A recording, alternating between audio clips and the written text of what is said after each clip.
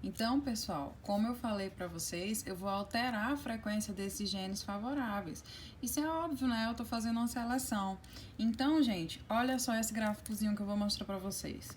Vamos construir aqui um gráfico. Opa, caneta, vamos, colaborou. Olha só, nós temos aqui o grupo, olha esse grupo aqui grandão, pessoal.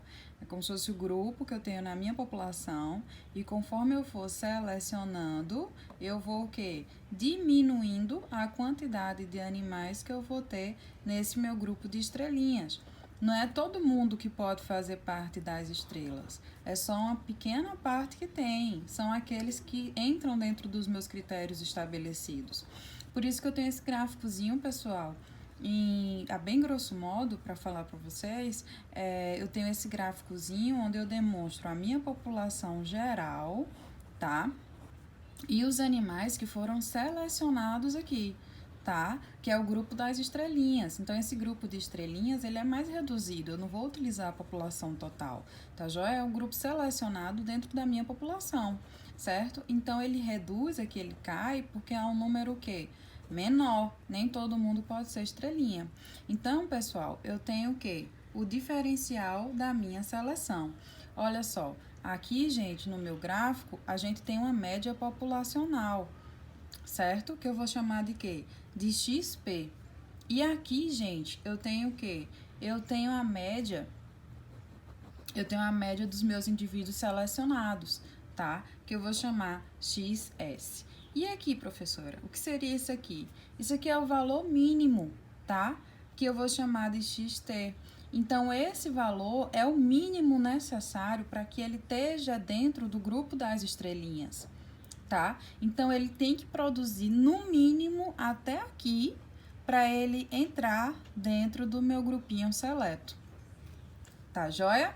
Então, pessoal, eu tenho aqui uma média populacional e eu tenho os indivíduos que eu tô selecionando, meu grupinho seleto. E ele tem que ter, pessoal, no mínimo, o XTzinho, no mínimo, produzir até aqui, para que ele possa fazer parte do meu grupinho. Então, gente, assim fica fácil, ó. O diferencial de seleção é o quê? A média da população dos selecionados menos a média da população. Então, eu tenho o quê? Uma diferença entre a média da população com relação à média dos indivíduos que eu selecionei. Fácil, né, pessoal? Então, gente, o que é que a gente pode entender mais? Esse diferencial de seleção, ele pode ser calculado tanto por XS menos XP, como também pelo desvio padrão, que é a multiplicação da intensidade com relação ao desvio padrão, que é essa formulazinha aqui, ó. Delta S é igual a intensidade vezes o desvio padrão. O que é a intensidade, pessoal? A intensidade, gente, é a proporção de animais selecionados para reprodução. Eu quero que vocês depois vão lá no slide da aula e vocês percebam que quanto menor a quantidade de indivíduos selecionados, maior a minha intensidade de seleção. Isso é tabelado. Então, vocês vão lá naquela tabelinha, tá? No slide 6, que eu estou visualizando aqui. E aí vocês vão ver que quanto menor indivíduos selecionados, maior a minha intensidade de seleção. Ou seja, quanto menos indivíduos você seleciona, mais intenso aquela tua seleção. Tá joia?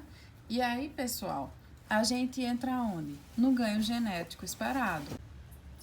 Então, pessoal, o ganho genético esperado, ele está diretamente relacionado a quê? A herdabilidade. Lembra do H2? Então, pessoal, ele está ligado diretamente à herdabilidade.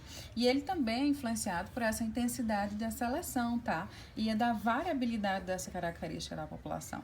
Então, o ganho genético, ele é o cálculozinho da herdabilidade multiplicado pelo diferencial de seleção, tá? O diferencial de seleção, ele pode ser obtido tanto por essa formulazinha aqui, como pela formulazinha da intensidade pelo desvio padrão que eu falei para vocês anteriormente. Tá joia?